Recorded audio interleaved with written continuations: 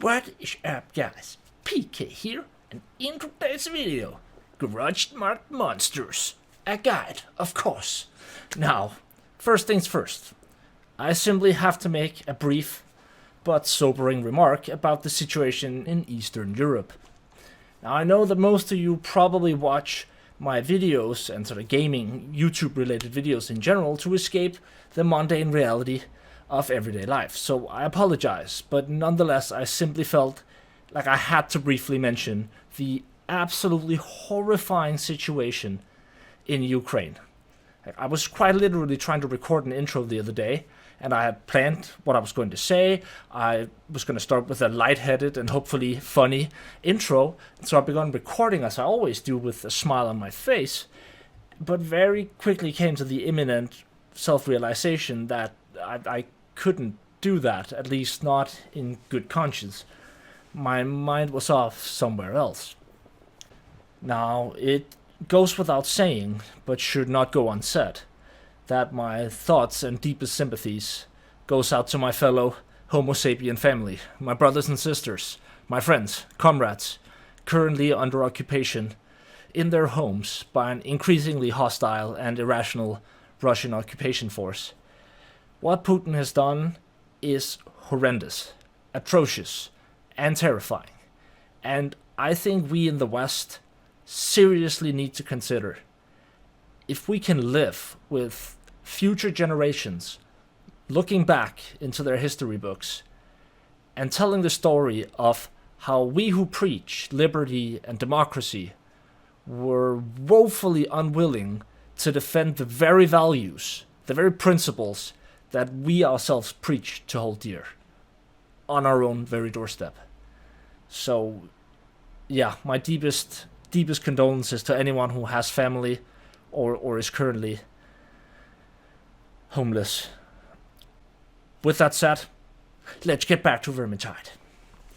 So, let's talk about grudge marked monsters. Now, before we get to the actual marks themselves, there's a couple of properties that any marked monster will inherit that's important to know. First things first, they have an increased HP pool of plus 50%, which, due to the nature of percentage scaling, makes a bigger difference on higher difficulties than it does on lower difficulties. And I did find it kinda interesting that even a grudge-marked monster on Legendary will have a smaller HP pool than an unmarked one on Cataclysm. And I should mention that these values are all fixed and don't scale with the amount of grudge marks you have on any given monster. Moving on to their secondary property. You see, grudge-marked monsters aren't just tankier, but they also have a plus 20% buff to all damage dealt. Now, in this example, I've simply listed the amount of damage an overhead attack from a Rat Ogre deals with no additional modifiers. An interesting thing to note though is that above legendary difficulty, the damage of a monster doesn't actually scale any further, unlike its HP pool. But wait! There's more. You see, the third and arguably most annoying property shared among all grudge-marked monsters is the fact that they have a minus 70% reduction to all knockback effects, totally preventing you from doing this.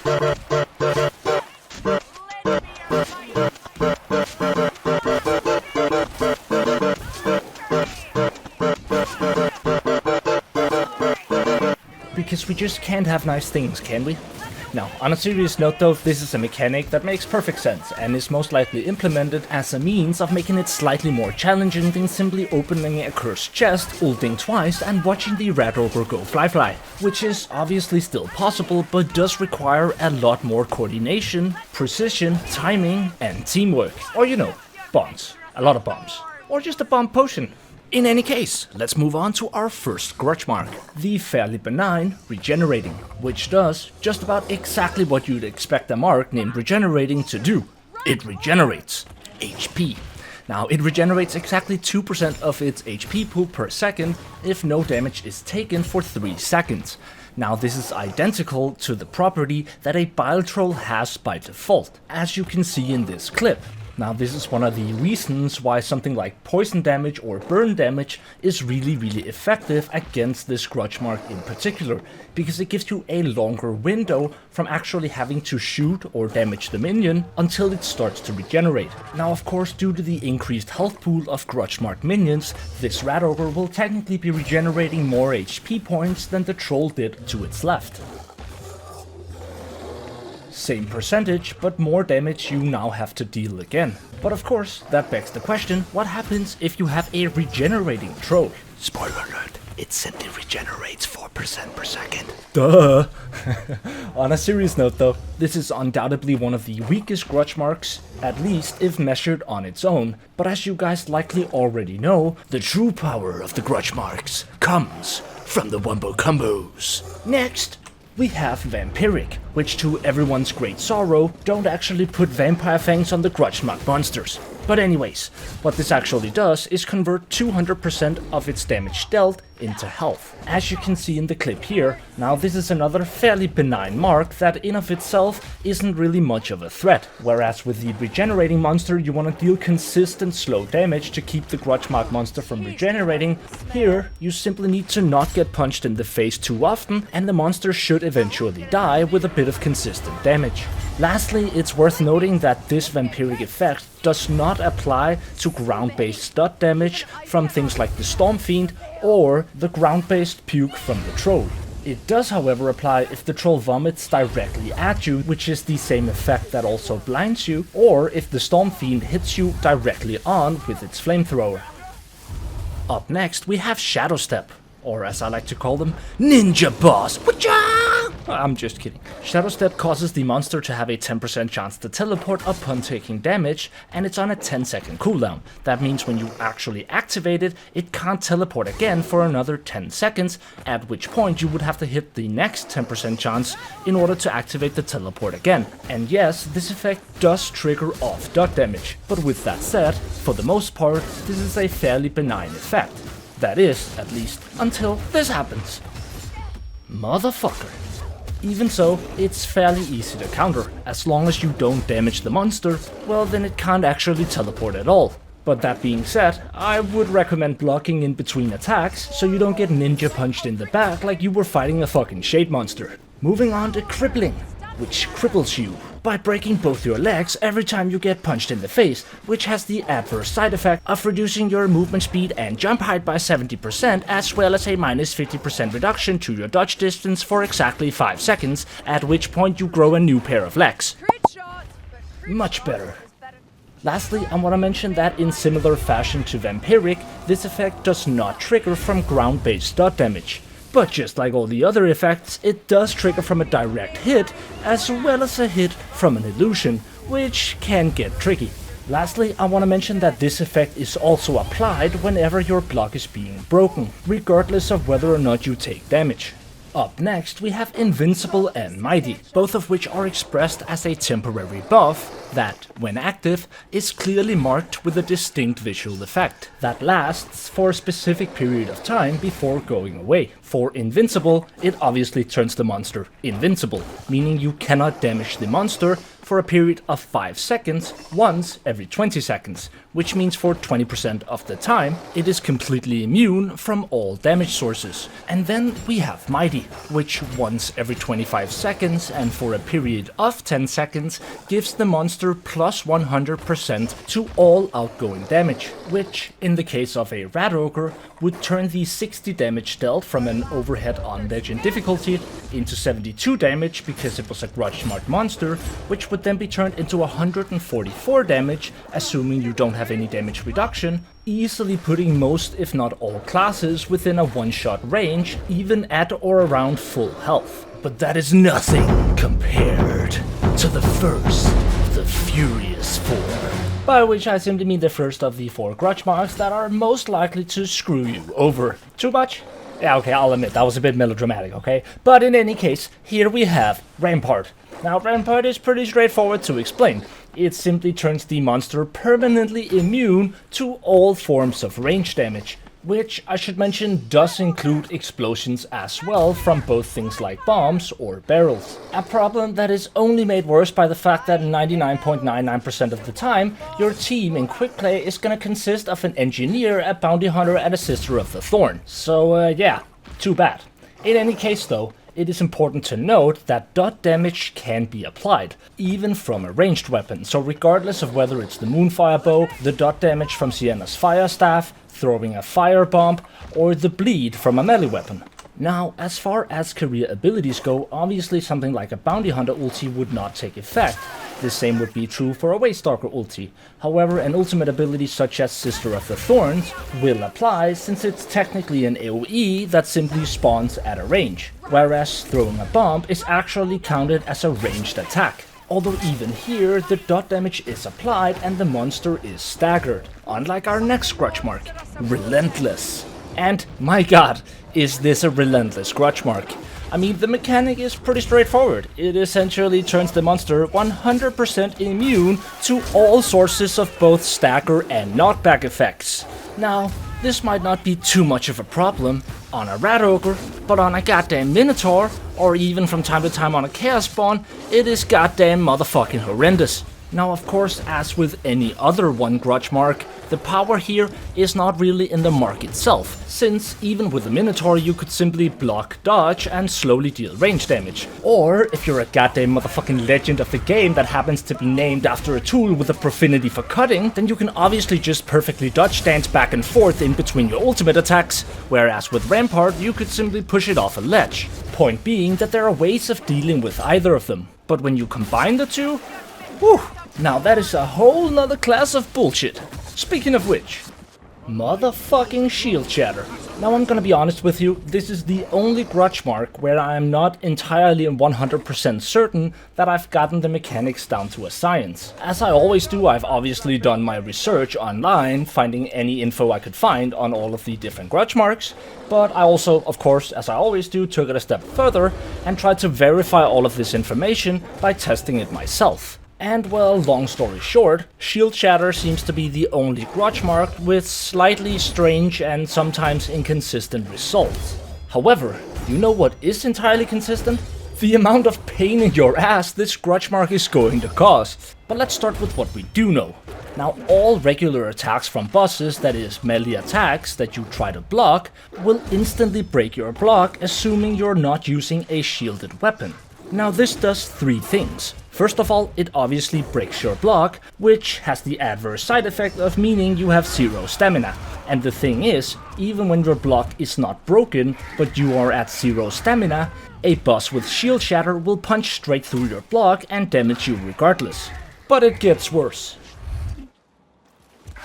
You see, if you read the little pamphlet on my left, you will also know that upon being hit, the player's stamina regeneration is decreased by 100% for 5 seconds. In other words, you will not regen stamina for another 5 seconds if the monster manages to hit you even once. So what am I talking about as far as inconsistent results are concerned? Well, if you look on the screen right now, it seems to not break my block, yet punch straight through it despite the fact that it shows me I have stamina. Now I'm not entirely sure if this is simply a visual bug, and really I don't have any stamina because I shouldn't have any stamina because I just took damage, which means I shouldn't have regenerated any, but that would seem to fit the bill and is my most likely hypothesis. I just thought I would mention it nonetheless, just in case I had overlooked something. But one thing I do know, if you don't have a shielded weapon, then you can't block any attacks whatsoever without your block immediately being broken. Now the strange thing is, depending on what boss we're talking about, it seemed to be a different attack that was actually blockable with the shield. Now for the troll specifically, it seems like the overhead attack cannot be blocked, however his claw attack can be blocked. Whereas for the Rat Ogre and the Chaos Spawn, it is the overhead attack that can be blocked and the light attacks that cannot be blocked. That is, without instantly breaking your block. Now, mostly out of curiosity, since I found a description that said that the stamina damage of the boss was increased drastically, which didn't quite seem to fit the bill in regards to my testing, and so I decided to give myself an absolutely absurd amount of block cost reduction and see if this was actually the case. And yes, I really meant an absurd amount. So let's see what the completely coincidental number of 6900 block cost reduction and 9.5 stamina shields can do. Oh, hell no! What? Oh my god. 9.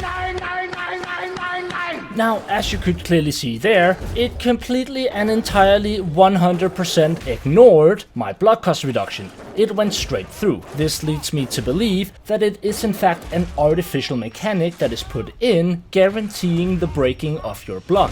Which also leads me to another conclusion, which is that it's completely and entirely not on purpose that you're even able in the first place to block the overhead attack of a Rat Ogre or a Chaos Spawn. Let me explain. To use the Rat Ogre as an example, the overhead attack is specifically the attack that you with a normal weapon are unable to block in normal gameplay. That is, unless you're using a shielded weapon, then you specifically can block an overhead attack. That means the game most likely has a separate piece of code that manually writes in that a shielded weapon can in fact block an overhead attack, and that piece of code for some reason overrides shield shatter. In other words, normally it's the only attack that punches through your block. So it would seem kinda strange if the only attack that normally can punch through your block is now the only attack that can't punch through your block just because it has shield shatter and you're using a shielded weapon. I mean, it's literally named Shield Shatter. In any case, this grudge mark will fuck you up. Hard. Very hard. Especially when playing with randoms. Which reminds me, since we're already on the topic of being gangbanged, let's move on to the 10th and final grudge mark. The Illusionist. But you know what isn't an illusion? That searing burning sensation you feel near your lower back from Illusionist ripping you a new asshole. Bruh. And no, that was not staged. It actually crashed my game no less than 5 separate times during my testing. But in a nutshell, a monster with the grudge mark Illusionist will create 3 low HP illusions of itself every 30 seconds. Now illusions only have 5% of the original monster's HP pool, and they only deal 10% as much damage. So you might be thinking to yourself, 5% HP, 10% damage? Jesus, what's the problem? That sounds easy as hell. But of course, there's a problem. In fact, there's 3 problems to be specific, the first of which is behind you. Huh? See what I did there, huh? Bet you didn't see that coming, huh? On a serious note though, the problem is with the whole respawning every 30 seconds. That means you only have 30 seconds to identify which is the right monster, potentially clear out all of the illusions so you actually have the space you need to damage said monster, and then actually damage the monster, before it spawns 3 new illusions, resetting the entire sequence and making all the work you've done on the former illusions redundant. Oh yeah, and did I remember to tell you that all of the illusions also inherit all of the other grudge marks that the original monster has. Hence why this illusion right here can literally punch straight through my block. So how? How, I hear you ask? How do you deal with triple grudge mark illusionist monsters? Well, That's the neat thing. You don't. on a serious note though, the solution is really quite obvious. I mean, if you guys never watched Avengers Infinity War, I mean, come on guys. Just pull out your Infinity Gauntlets, lazily snap your fingers, and poof, problem solved. No more illusions. I mean, if Thanos could do it, anyone could do it, okay? Have you seen how much of a bitch he is in Endgame? But anyways, just in case you don't have your Infinity Gauntlet lying around, I'm afraid you're gonna have to do it the old-fashioned way. Which is slowly and meticulously, and unfortunately with the help of your team. I know, right? Team? Elf mains be like, ew. But on an actual serious note this time, I swear, the truth is, there is no one strategy that's gonna help you to deal with every single grudge mark monster. How best to proceed is always going to depend on which grudge marks are on the monster, what your team composition is like. Are you in an area where you could push the boss off, or are you not? What kind of boons do you have, and do any of them play to the weaknesses of this particular grudge mark monster? And in any case, for the hardest fights, it's going to require a fair amount of teamwork. Now if you were playing Huntsman and the Grudge Mark monster had Rampart, you should probably ask yourself if boss damage is really what you should be focusing on as opposed to killing specials. Now every situation will be different, but one thing you can do is make sure that you have a diversified team composition, like having at least one player with a shielded weapon that could keep multiple illusion spawns occupied, assuming they didn't have shield shatter, so the rest of the team has the space they need to deal with everything else. Having at least one player with insane special killing capabilities, or a battle wizard that can stagger multiple elites, creating space for the entire team, as well as providing burn damage for a potential Rampart boss. In other words, you need good decision making.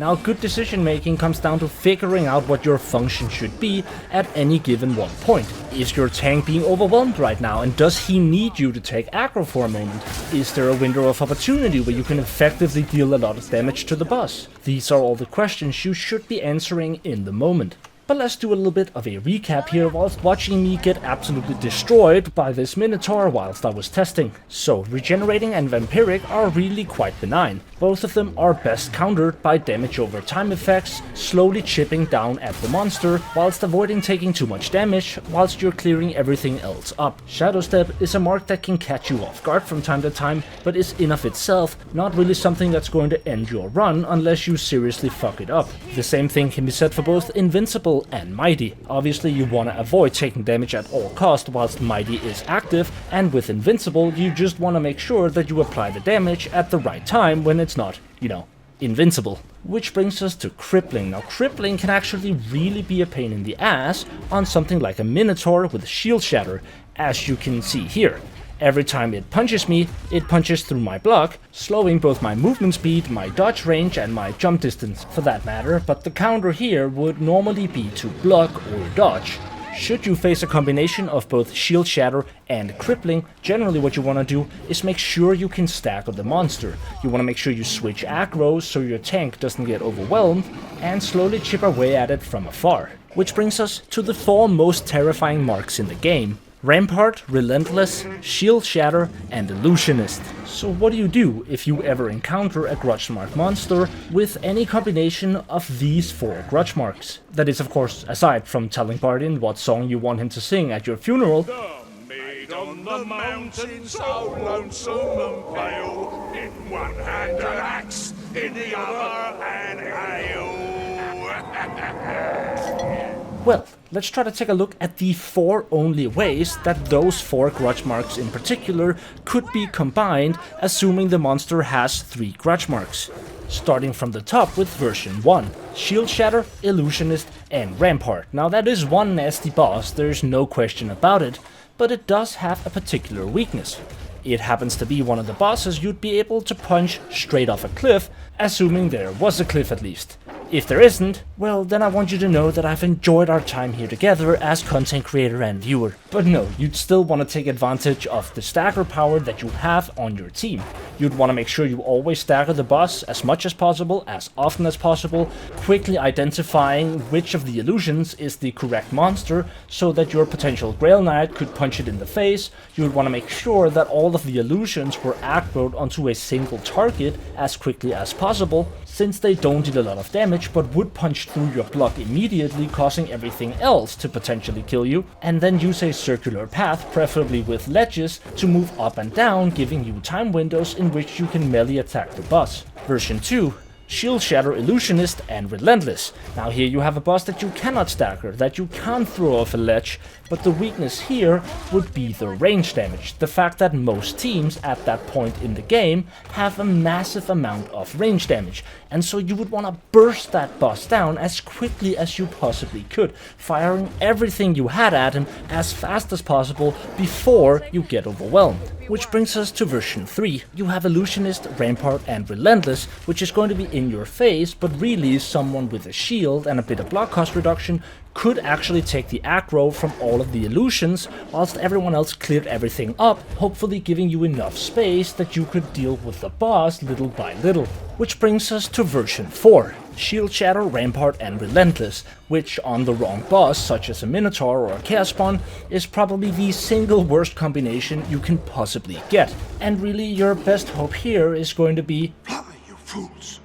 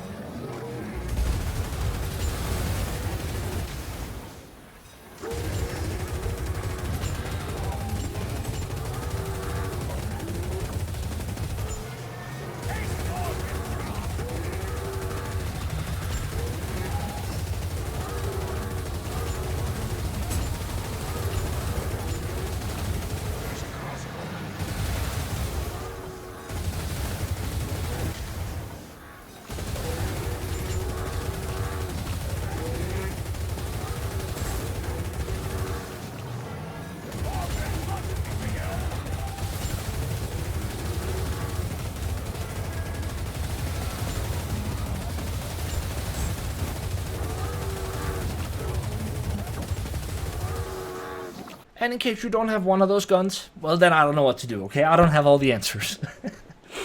Anyways, I just want to mention that I've listened to all of you guys' amazing suggestions in my most recent video. So I'm currently working on a not-so-brief history of Vermintide. That was a suggestion that a lot of people liked, which I think there's a lot of memeing to be had there, right? But like essentially a video where we go through all of the patch histories and sort of the eras of Vermintide, right? Like, how was the game at that point? What were the grades? What were the fuck-ups? What was the meta like? And sort of, you know, talk you guys through to how do we get here. And I'm also working on getting good again, recording some more gameplay. I have a cinematic gameplay video in the mix as well.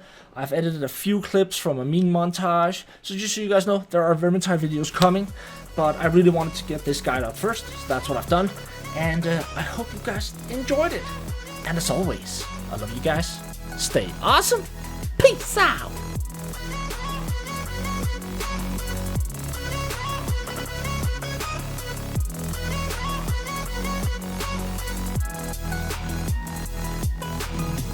Oh yeah, and by the way, fuck you, Putin. Bitch. Bitch.